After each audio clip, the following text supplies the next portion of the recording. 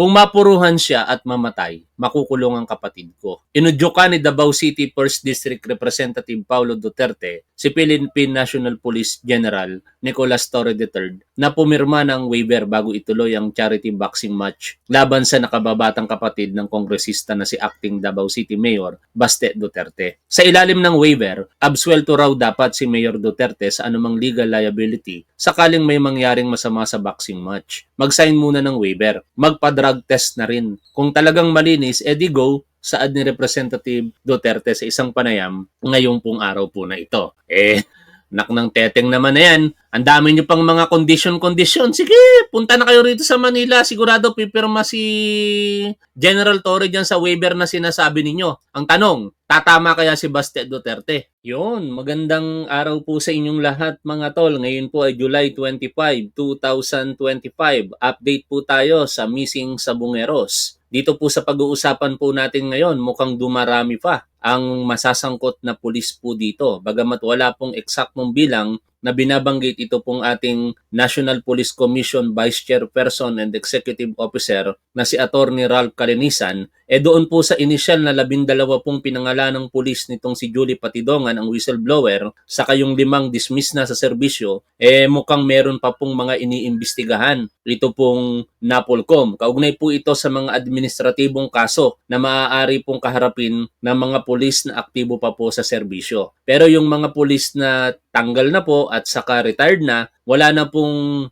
jurisdiction diyan ang National Police Commission. Anyways, ano ba ang mga key points na dapat po nating tandaan dito sa usaping ito? Ang whistleblower na si Julie Patidongan ay isa po sa mga primary accused para po sa kasong kidnapping kaugnay po ng mga nawawalang sabongero. Pero lately, siya po ay naglabas na ng kanyang nalalaman at ayon po sa kanyang mga salaysay, tinuro niya po ang mga pangalan na ating pong babanggitin na nasa likod daw po ng pagkawala ng missing sabongero. Partikular, ito pong si Atong Ang at saka si Gretchen Barreto. Yung mga members po ng ALPA na kanya pong pinangalanan din ay sina Lieutenant General Retired Jonel Estomo, Attorney Caroline Cruz, Mayor Bernie Tacoy at saka si Congressman Sani Lagon. Lahat po sila idininay ang mga alegasyon po na yan ni Julie Patidongan. Ayon po sa kanila, malaking kasinungalingan daw po ang sinasabi nitong si Patidongan. Pero kung ang pagbabasihan po ngayon ay mga development sa mga sinasabi niya, mukhang tumataas lalo ang kredibilidad nito pong si Julie Patidongan sapagkat yung kanyang pagsasabi na itinapon sa Taal Lake ang mga labi nito pong mga nawawalang sabongero ay siya namang umuugnay ngayon sa mga natatagpuang ebidensya. Bagamat wala pa pong kumpirmasyon kung ang mga nakuha po bang mga buto talaga dyan ng tao ay sa mga nawawalang sabongero. Pero ayon nga po sa ating Department of Justice Secretary, napakataas po ng kredibilidad na ito pong si Julie Patidongan ay nagsasabi daw po ng katotohanan. Ngayon, balikan po natin ang mga pulis na di umano'y ayon kay Patidongan, inutusan ni Atong Ang para po gawin ang pandurukot at pagpatay sa mga nawalang sabongero po na ito. Noong July 14, 2025, ito pong si Julie Patidongan matapos ang kanyang paglahok doon po sa naging pagsasama-sama ng mga pamilya ng missing sabongeros sa UP Center, Quezon City, ay agad po siyang tumungo sa tanggapan po ng National Police Commission para po ipagharap ng reklamo ang mga aktibong pulis na sa balita pong ito ay atin pong muling alalahanin. Sino-sino po ba ang mga pulis na binanggit ni Patidongan? Ano po ang pinakabataas na rango, sir? Pwede ba natin banggitin yung mga rango itong pulis na sinasampahan natin ang kaso?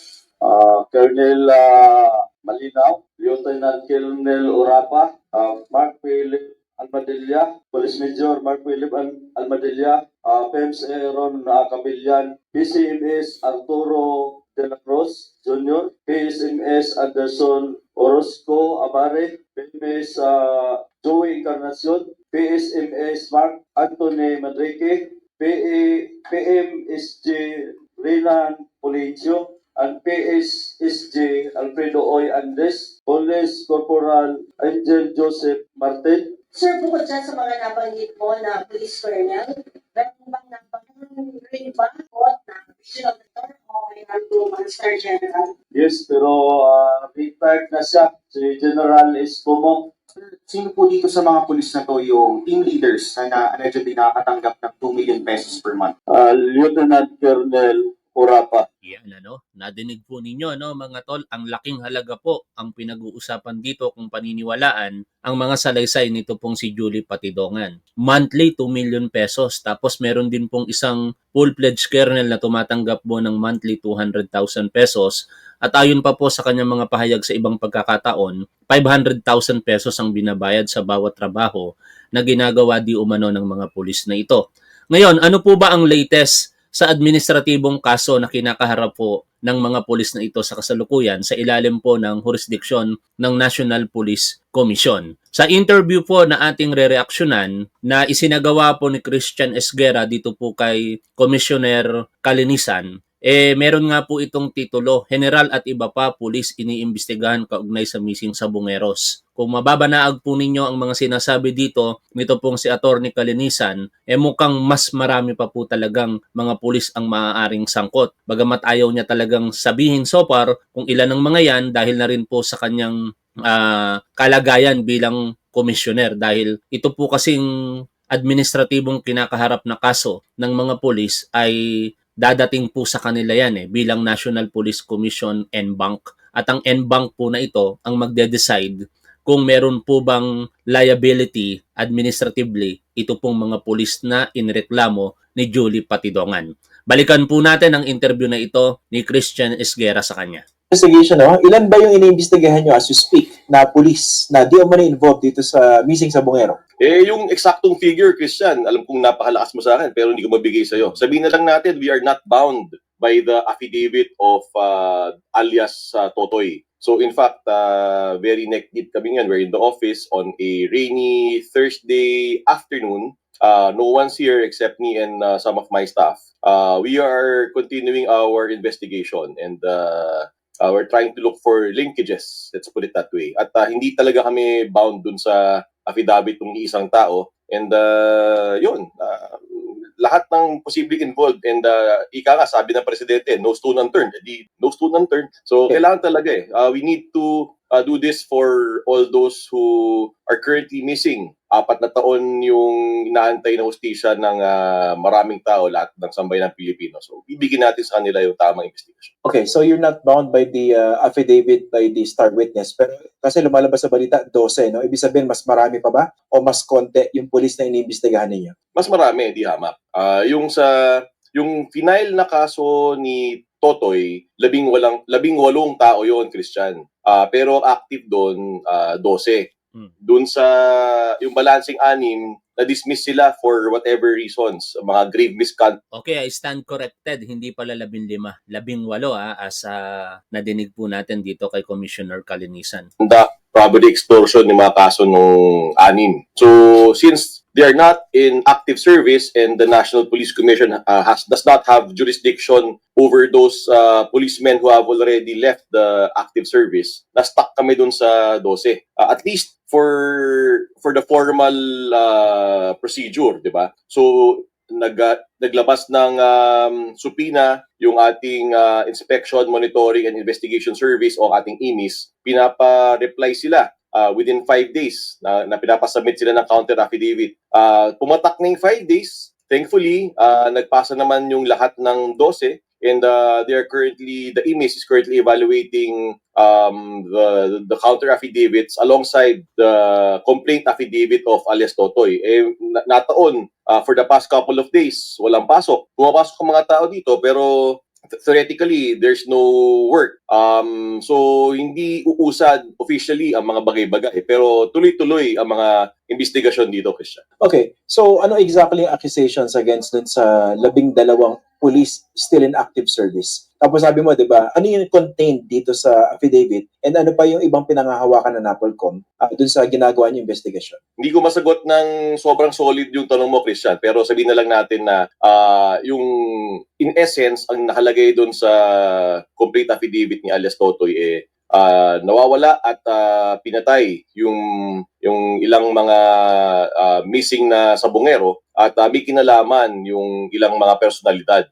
On some occasion, sinabi ni Attorney Calinisan na yung general category na maaaring kaharapin ito pong mga pulis na ito, yung tinatawag po na grave misconduct at saka conduct unbecoming of a police officer. Sa mga susunod na pagkakataon, kapag natapos na yung investigasyon na isinasagawa po ng Investigation Division ng NAPOLCOM, baka sabihin po nila kung anong partikular na paglabag po sa internal rules ng Philippine National Police, ito pong mga kapulisan po na ito. But theoretically, bigyan ko po kayo ng idea, kasi dati po akong pulis, nagkaroon po ako ng samut-saring administrative na kaso din dati. Meron po kasing tinatawag na NAPOLCOM Memorandum Circular 2016-002. At doon naka-classified po ang series of offenses ng seriousness ng offense ng isang kapulisan, no? Merong tinatawag na slight offense, less grave, at saka grave offense. And basically, kung ang pagbabatayan natin ngayon, theoretical lang po ito dahil hindi pa naman sinasabi ng NAPOLCOM kung ano po talaga yung kaukulang kaso nila, ay tingin po natin, yan po ay in relation doon po sa paglabag sa revised penal code dahil baka makasuhan sila ng murder dito o kaya kidnapping. At the same time, yung general category na conduct unbecoming of a police officer. At ano po ang kaparusahan ng mga yan? Nahahati po sa tatlo. Yung minimum ay suspension for 180 days or 6 months. Yung medium ay demotion at saka yung maximum ay dismissal from the service. Pero sa experience ko po at sa mga nababasa din po natin na mga balita at the same time kasaysayan po ng mga ganyang administratibong kaso, kadalasan pagkakatanggal po talaga sa serbisyo ang kinahihinatnan ng mga pulis na ganito po ang kinakaharap na kaso. Tuloy po tayo sa pakikinig dito. I cannot detail or give you certain facts on those, no? Pero yung iba pang hawak na ebidensya natin, resulta rin ng ating investigasyon. Pero yung kasama sa mga inattach ni Totoy na I think sinasabi naman niya sa mga interviews niya, may mga resibo dun So we're looking into those receipts as well. They have been signed, surprisingly. Pero meron pa tayong mga other evidence on hand na we are trying to sift through and check kung may relation doon sa complaint affidavit ni Totoy. So essentially, di umano itong mga pulis na ito, sila yung involved sa pagdukot doon sa mga sabongero at sila rin yung pumatay. Ganun ba yan? Parang ganun yung lumalabas. Pero siyempre, I'm trying to speak in general terms and yet trying to be responsive to your question. Kaya medyo nag-iingat tayo, Christian. I'm trying to balance the people's right to know, yung karapatan bilang journalist to actually ask questions and be informed versus doon sa necessity na I should not give away my position on certain matters. Kasi inevitably, itong kasong ito will be decided by the Commission and Bank. Nasa baba pa lang siya ngayon, ini-evaluate pa lang ng iba pang ahensya sa baba namin, in NAPOLCOM. Ngayon, para mas maunawaan ninyo, ano ba yung Commission and Bank? Ito po ay binubuo ng mga miyembro po ng National Police Commission. Ang ibig pong sabihin noon, meron pong chairperson, meron pong vice chairperson and executive officer, at saka meron pong mga commissioners. Kasama na rin po dyan yung ex-officio member which is the Philippine National Police. Kapag nakakuha po sila ng quorum o yung tinatawag na sapat na attendance, pwede po silang mag-decide on a matter na nasa kanila pong jurisdiction. At in this case, ito pong administrative case ng mga pulis na ito. Kaya hindi makapagsalita ng kabuuan si Attorney Calinisan dahil ayun nga pupunta po sa kanilang tanggapan yan at eventually sila po yung magde-decide. In short mga tol, part po ito ng due process that all accused or in this case respondents is still presumed innocent until proven based on substantial evidence. Kasi ito pong administrative na kaso, substantial evidence lang po ang quantum of proof or pamantayan po ng mga ebidensya rito. Ano po ang example nun? Mga ebidensya na merong kinalaman doon po sa inaakusa sa kanila at kapag nakita po na ito ay totoo, maaari po silang husgahan base po sa mga ebidensya na yon. Tuloy po tayo sa pakikinig dito. Tapos umaakit na siya slowly to the commission and bank. Ang next step nito, after they have replied, after nag-submit na ng counter affidavits tong dosing pulis na ito, kung feeling ng imis namin na dapat i-dismiss na yung kaso, i-dismiss nila. So yung complaint, madi-dismiss na. Pero kung feeling ng imis namin, dapat tumuloy itong kasong ito, a formal charge will be filed inside NAPOLCOM. So yung mga investigador, mag-file ng kaso sa loob ng NAPOLCOM at yun ay i-hear. So during the hearing, maghaharap yung dalawang panig, maari magpasa rin sila ng iba pa mga pleadings or their position papers if needed. Eventually, this will be brought up to the commission and bank kung saan ako'y nakaupo. So, Pero kaya yun- medyo, I understand. hirap na hirap ako, pero I'm trying to answer your questions as effectively as I can. Pasensya na rin, Okay. Christian. Okay, pero yung buong proseso, gano'ng katagal yan before magkaroon ng desisyon o pagpapasya itong NAPOLCOM? Yan ang kaya kong sagutin. Kasi dati, dekada yan eh. Literal na inaabot ng siyam-siyam ang mga kaso dito bago tayo dumating dito, Christian. So in fact, just 2 weeks ago, ang latest na isang kaso na na-desisyonan namin, 25 years ago. Biruin mo yun. Dito maganda tong layunin ni Attorney Calinisan, ano?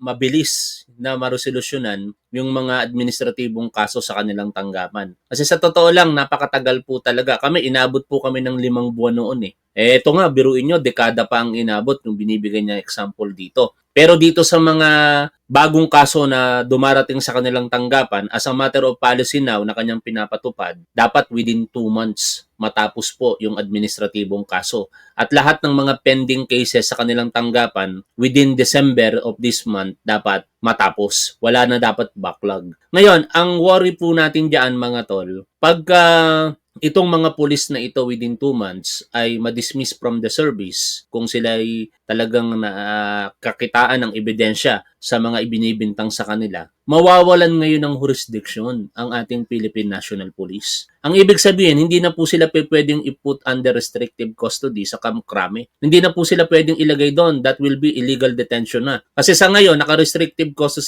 custody sila doon para silang nakakulong pero nagjo-duty sa loob ng Camp Crame. Hindi pwedeng lumabas at any point in time maliban kung emergency or official duty, which is kailangan pa ng clearance mula po sa kanilang superior officer. Kapag dismiss na sila, lalaya po yan dyan sa Camp Crame at ang inaisip natin dyan, baka magsipagtago ang mga ito. Yun yung against dito sa magandang layunin ng NAPOLCOM na kung may kasalanan sila, matanggal kagad sila sa serbisyo, pero sa kabilang dako, pagka sila po yung natanggal sa serbisyo, tapos hindi pa sila nasasampahan ng kasong kriminal sa korte, wala pang warrant of arrest, baka magkaroon ng pagkakataon na ang mga ito magsipagtago na at mahirapan eventually ang ating gobyerno para po i-locate sila o maaresto sila. Iba, hindi pa lawyer. Nag-file na ng kaso, ngayon na lumabas. Retired na yung mga pulis.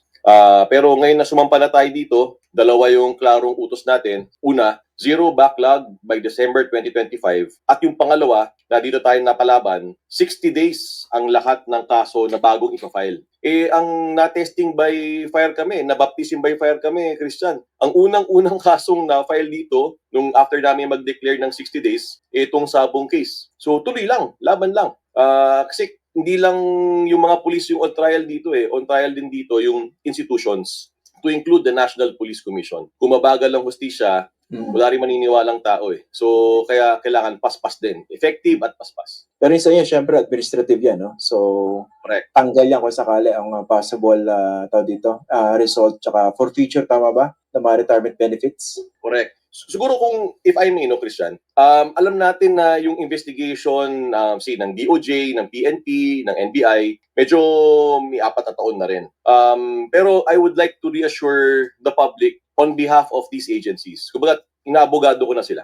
Why? Because yung level ng ebidensya na kailangan for a criminal case, nuknukan ng taas. Proof beyond reasonable doubt yon, Christian. So, sa Tagalog, kapag may bahid pagdududa ng kahit konti, madidismiss yung criminal case. And yung ating Secretary of Justice, gusto yung ipa-file niya na kaso airtight. So, dito naman tayo sa admin case. Yung level ng ebidensya dito, mababa. Ang tawag naman substantial evidence. Sa Tagalog, ang ibig sabihin nun, ano ba ang magiging conclusion ng isang reasonableng tao? So, given a set of facts, ano ang magiging conclusion ng isang reasonable person? Yun lang ang threshold. So, mababa. So, there is, in my books, walang rason na hindi kami mabilis. So, kaya kong sabihin na 60 days yan. Kaya dito mga tol, talagang ang chances na makasuhan at eventually ma-dismiss from the service ang mga sangkot dito medyo mataas eh. Kasi may mga video pong sinasabi itong si Patidongan. May mga documentary evidence na ipinepresenta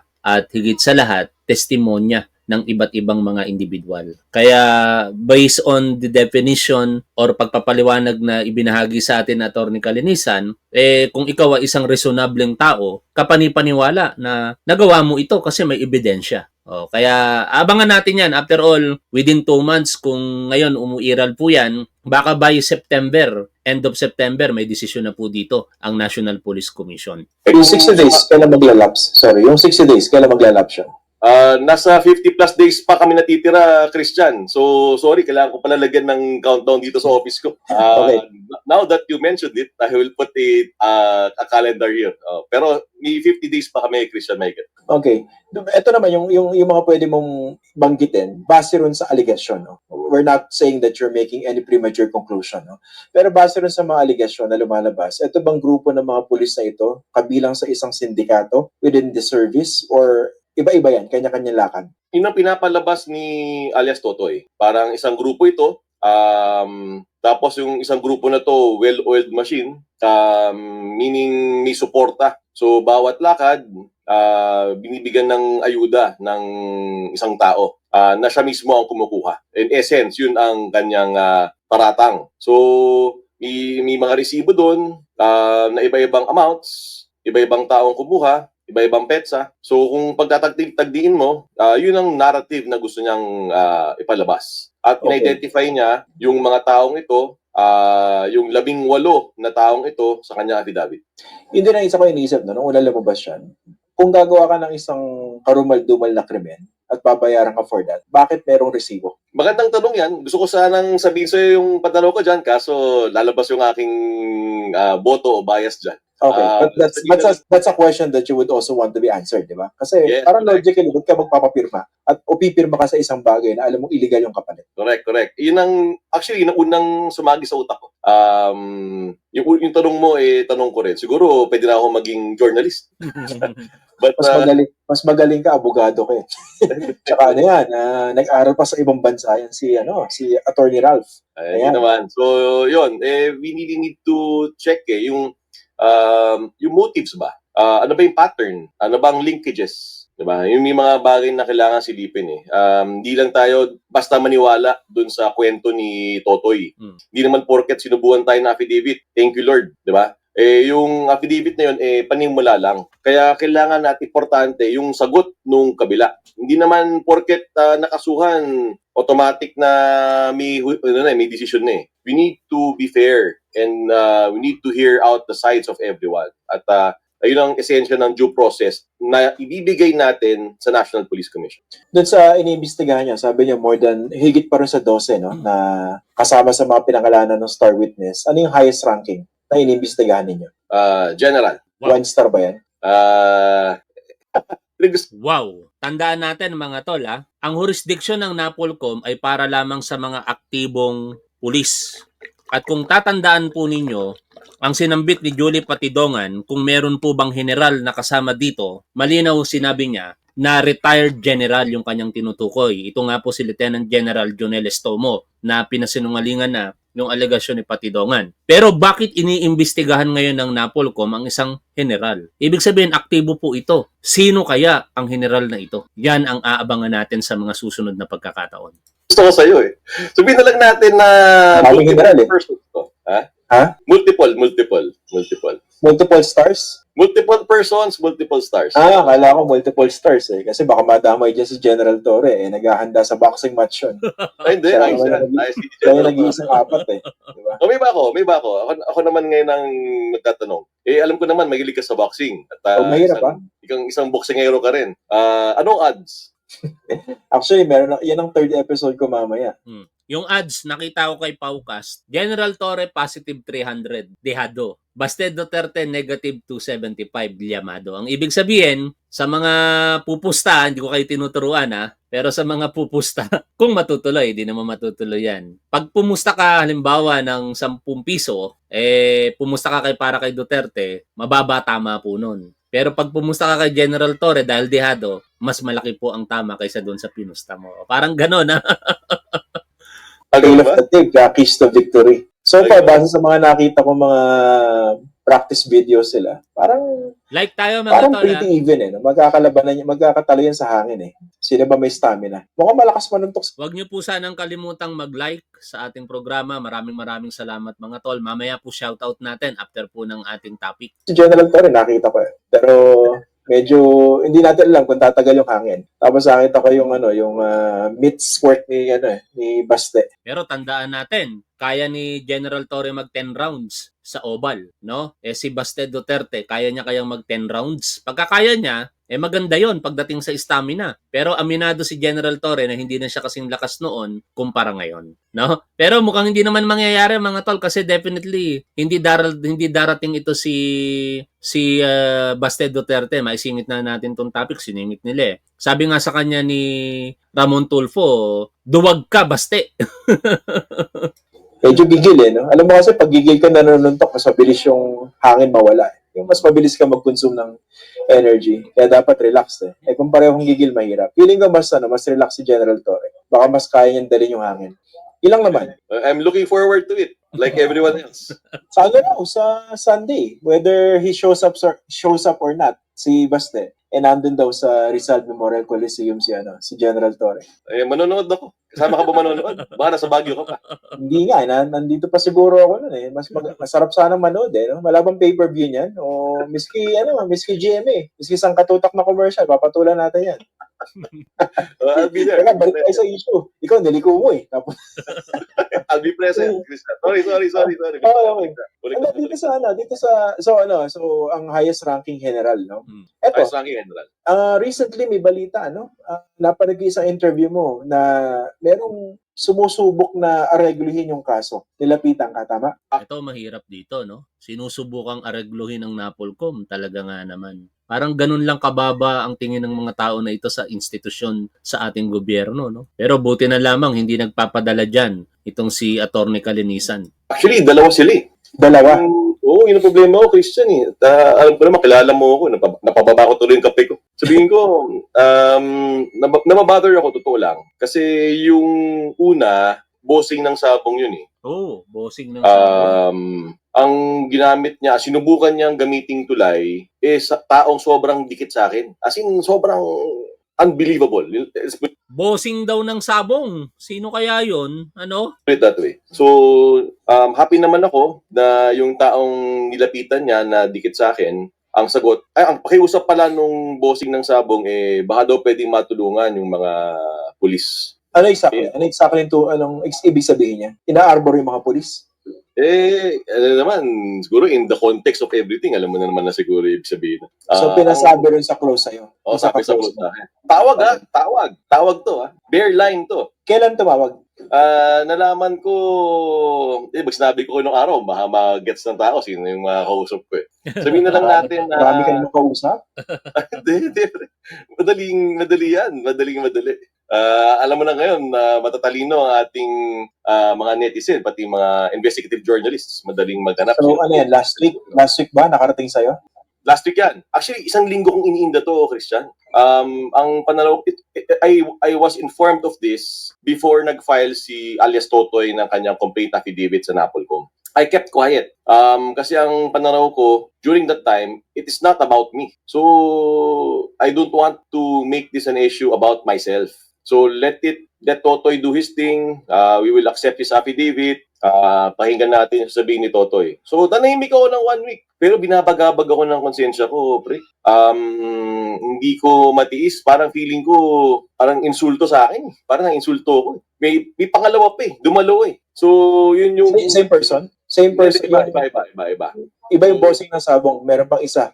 Oo, may isa pa. So, Kumpletuhin muna natin yung cast of characters. Yung sinabi muna natin nung sa pagtawag, yung tumawag yung bossing ng Sabong, ang sagot nung kausap niya, dalawa yung sagot niya. Una, hindi ko kaya si Ralph. Yun ang unang sagot niya. Yung pangalawang sagot niya, kung anong nakalagay dun sa affidavit, yun na yun. So, sa Tagalog, sinop lang nung kausap yung tumawag. So, okay na yun. May pangalawang insidente. Yung pangalawang insidente, nag-text. Hindi man lang... Sa'yo directly? Directly sa akin. Sa akin. Okay. So, hindi man lang Viber, hindi man lang wala man lang ka-fines-fines. Tinext ako. Ano sabi? Tapos, yun daw kapatid niya na-implicate daw doon sa investigasyon, napapangalanan, etc.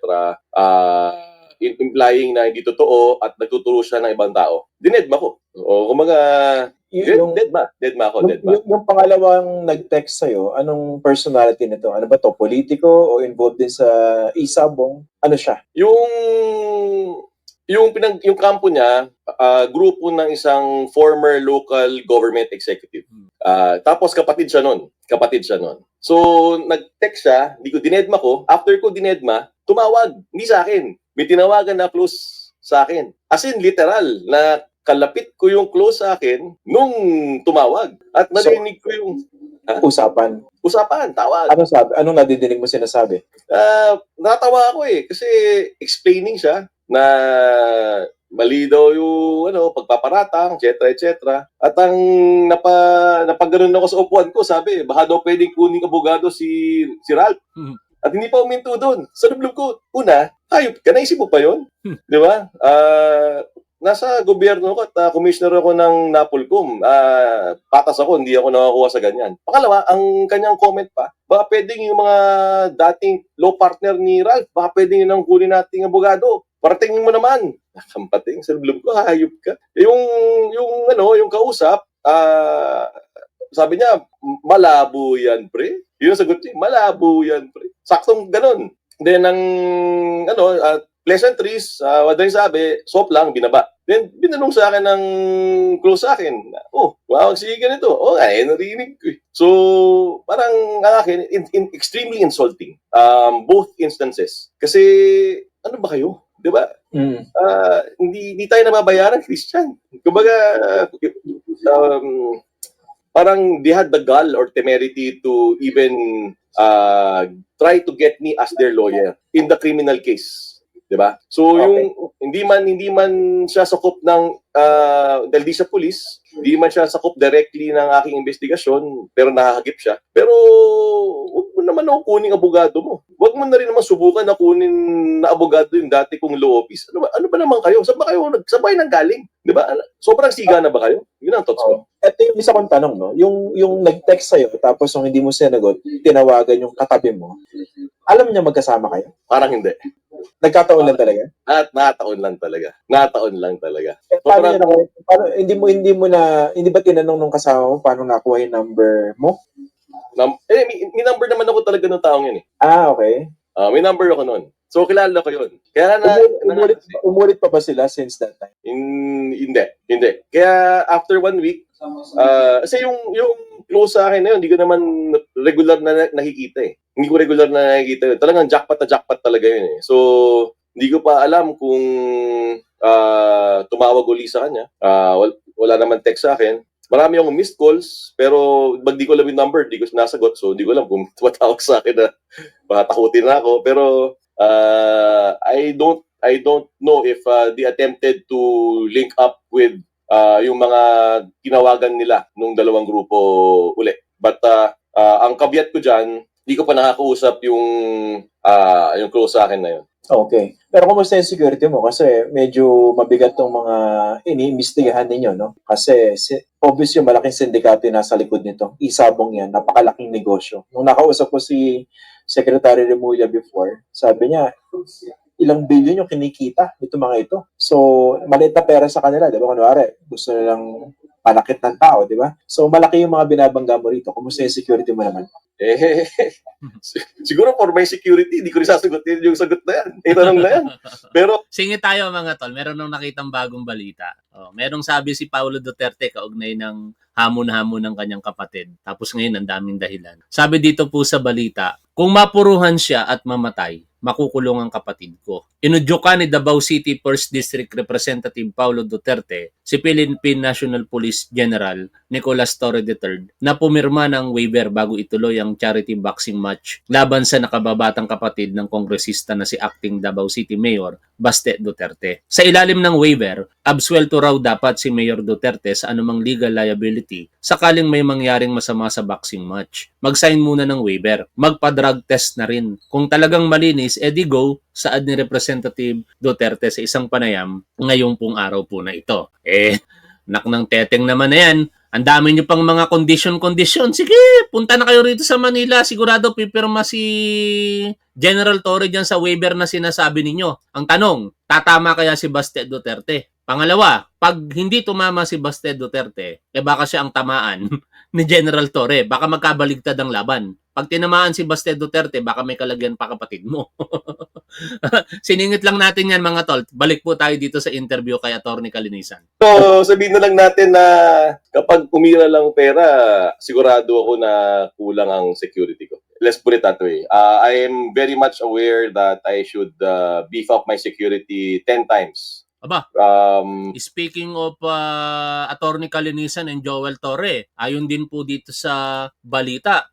Nagka-meeting pala sila ngayon, ano? Pero mukhang official naman ang meeting. Sabi po dito sa Bombo Radio Philippines, nakipagpulong ngayong hapon si Philippine National Police General Nicolas Torre III kay National Police Commission Vice Chairperson and Executive Officer Attorney Ralph Calinisan. Kasama sina mamamayang Liberal Party List Representative Leila De Lima at Commission on Human Rights Commissioner Richard Palfal Latok. Hindi na muna inihayag kung ano ang dahilan ng pagpupulong, ngunit nakasaad na serious matters ang tatalakayin sa closed-door meeting na ito. Baka may kaugnayan po ito sa missing sa Bungeros, ano mga tol? Balik po tayo dito sa interview. Pero una, hindi naman tayo presidente ng kahit anong bansa. Hindi naman tayo bilyonaryo. Baryang-barya tayo, Chris. Meron ulit bagong balita. Isingit ulit natin ito mga tol. Talaga tong Facebook na to. Kaugnay pa rin ito ng laban.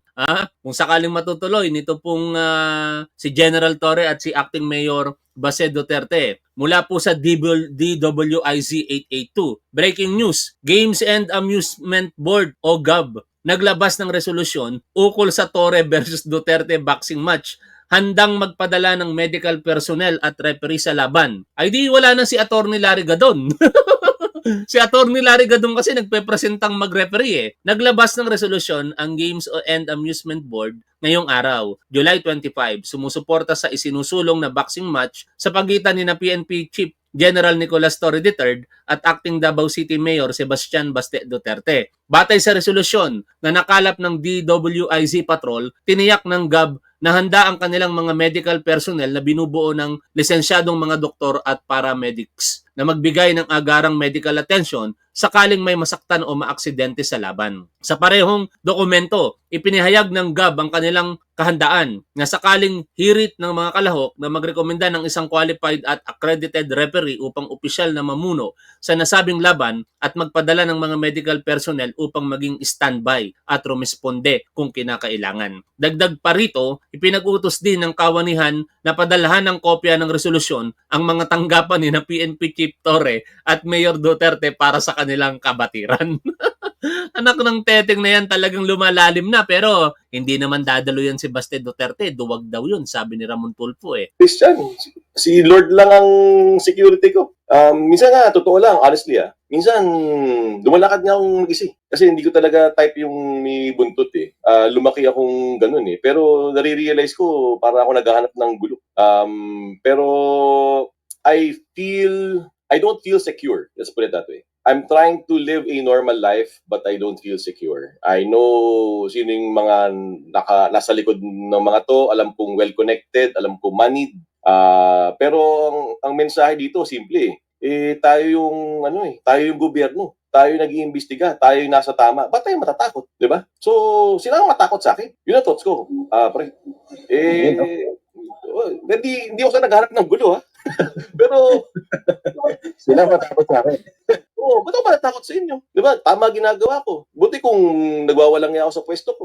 Nag-iimbestiga lang ako, trabaho ko Sinong gagawa nito? Walang gagawa nito, pre. So, it is what it is. Di ba? Oh, bahala na si Batman. O, si Batman. Yun nga yung pabanggitin ko. When all else fails, bahala na si Batman. Total, nasa likod mo si Batman eh. Bukod kay Lady Justice. Oo nga eh. Totoo yan. Sinungaling ako pag sabihin kong di sumasagi sa isip ko at hindi rin tayo napapaisip. Pero ang mindset ko, Christian, I will not be affected by these people. I will not be affected by. I will live a normal life. I will investigate. I will do what I need to do.